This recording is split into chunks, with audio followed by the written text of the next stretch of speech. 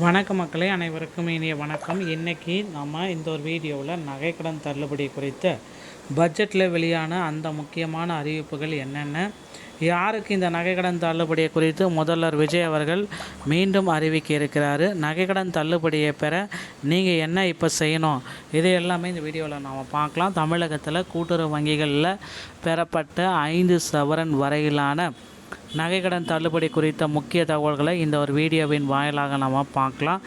இந்த திட்டத்தின் கீழ் பயன்பெற தகுதி உள்ளவர்கள் மற்றும் தகுதியற்றவர்களுடைய பட்டியலை அரசு ஆய்வு செய்து வருவதாக குறிப்பிடப்படுகிறது. குறிப்பாக அரசு ஊழியர்கள், வருமான வரி செலுத்துவோர் மற்றும் முறையான ஆதார் குடும்ப அட்டை இல்லாதவர்களுக்கும் இந்த சலுகை பொருந்தாது என விளக்கப்பட்டிருக்கிறது.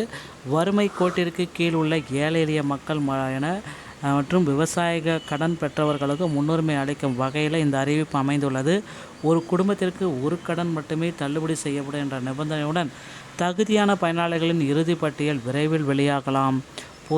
இறுதியாக பொதுத்துறை மற்றும் தனியார் வங்கிகளில் பெற்ற கடன்களுக்கும் இந்த தள்ளுபடி பொருந்துமா என்பதில் இந்த வீடியோவில் நம்ம பார்க்குறோம். திட்டத்தினுடைய உண்மையான நோக்கம் அப்படின்னு நம்ம பார்க்குறப்ப ஏழைகளுக்கு நிவாரணம். முதலமைச்சருடைய தேர்தல் வாக்குறுதியை நிறைவேற்றும் விதமாக இந்த அதிரடி நடவடிக்கை எடுக்கப்பட்டிருக்கிறது. கடன் சுமையிலிருந்து ஏழை மற்றும் எளிய நடுத்தர மக்கள், பிபிஎல், மிடில் கிளாஸ் இதனை மீட்பதே இதன் முக்கிய நோக்கம். தள்ளுபடியினுடைய முக்கியமான நோக்கம் உண்மையான ஏழை எளிய மக்கள் மற்றும் நடுத்தர வர்க்கத்தினரை கடன் சுமையிலிருந்து மீட்பதே அரசினுடைய ஒரு முக்கியமான வேகம். மாபெரும் ஒரு அப்டேட்டை பண்ணியிருக்காங்க. என்ன அப்டேட் அப்படின்னு பார்த்தீங்கன்னா, உண்மையான பயனாளிகள் யார் அப்படின்றத இப்போ பார்த்திங்கன்னா வெளிக்கொணரணும். அதுக்காக கணினி பகுப்பாய்வு தகுதியானவர்களின் பட்டியலை ஃபில்டர் பண்ணியிருக்காங்க. 48,84,726 பேர் நகைக்கடன் பெற்றிருக்காங்க. அதில் 35 லட்சத்துக்கு மேலே தகுதிகள் நிராகரிப்பு, 13 லட்சத்துக்கு மேலே தகுதியானவர்களுடைய பட்டியலை ரெடி பண்ணியிருக்காங்க. வறுமை கோட்டிற்கு கீழ் உள்ளவர்கள், நடுத்தர மக்கள், இவங்க எல்லாமே தகுதியானவர்கள்.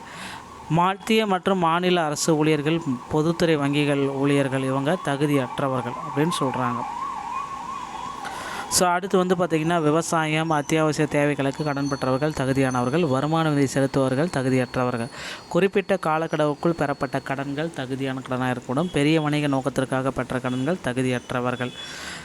தகுதியான வங்கிகள் மற்றும் பொருந்தாத வங்கிகள் அப்படின்னு நம்ம பார்க்குறப்ப, மத்திய மாநில அரசின் கீழ் இயங்கும் 8 வகையான கூட்டுறவு நிறுவனங்களுக்கு மட்டுமே இது பொருந்தும். கூட்டுறவு வங்கிகள், தொடக்க வேளாண்மை கூட்டுறவு சங்கங்கள், நகர்ப்புற கூட்டுறவு வங்கிகள், அர்பன் கோஆப்டிவ் பேங்க்ஸ். பொருந்தாத வங்கிகள் அப்படின்னா தனியார் நிதி நிறுவனங்கள், தேசிய மயமாக்கப்பட்ட பிற பொது வங்கிகள். இவங்க எல்லாமே தகுதி அற்ற வங்கிகள் அப்படின்னு சொல்லியிருக்காங்க. ஒரு குடும்ப அட்டைக்கு ஒரு முறை மட்டும்தான் தள்ளுபடி அப்படின்றது சொல்கிறாங்க. ஒரு ரேஷன் கார்டு ப்ளஸ் முறையான ஆதார், அதிகபட்சம் ஒரு தள்ளுபடி.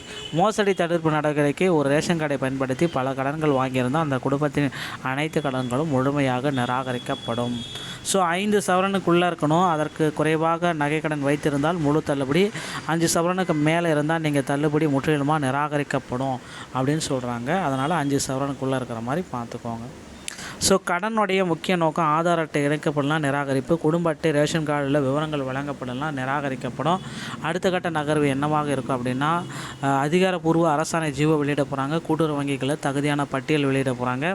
தகுதியானவர்களுக்கு கடன் தள்ளுபடி மற்றும் நகைகள் மீட்புக்குண்டான தேதிகளை அரசு வெளியிடும். பட்டியல் மற்றும் அரசாணைக்காக காத்திருக்கவும் வதந்திகளை தயவுசெய்து நம்ப வேண்டாம் அப்படின்றத குறிப்பிட்டிருக்காங்க. ஒரு குடும்பத்துக்கு ஒரு ரேஷன் கார்டுக்கு மட்டும்தான் தகுதி இருக்கும், மற்றவங்களுக்கு தகுதி இல்லை அப்படின்றத நமக்கு அப்டேட் பண்ணியிருக்காங்க. உடனடியாக நிராகரிப்பு இந்த 3 பிரிவுகளுக்கு, ஓகேங்களா. அரசு ஊழியர்கள், மத்திய மாநில அரசு பொதுத்துறை நிறுவனங்களில் பணிபுரியும் ஊழியர்கள் நிராகரிப்பு, வருமான வரி செலுத்துவர்கள், இன்கம் டேக்ஸ் தாக்கல் செய்யும் பிரிவினர் நிராகரிப்பு, முறைகேடு செய்தவர்கள், தவறான ஆவணங்கள் மற்றும் ஒரே ரேஷன் கார்டில் பல கடன்களை பெற்றவர்கள் நிராகரிப்பு.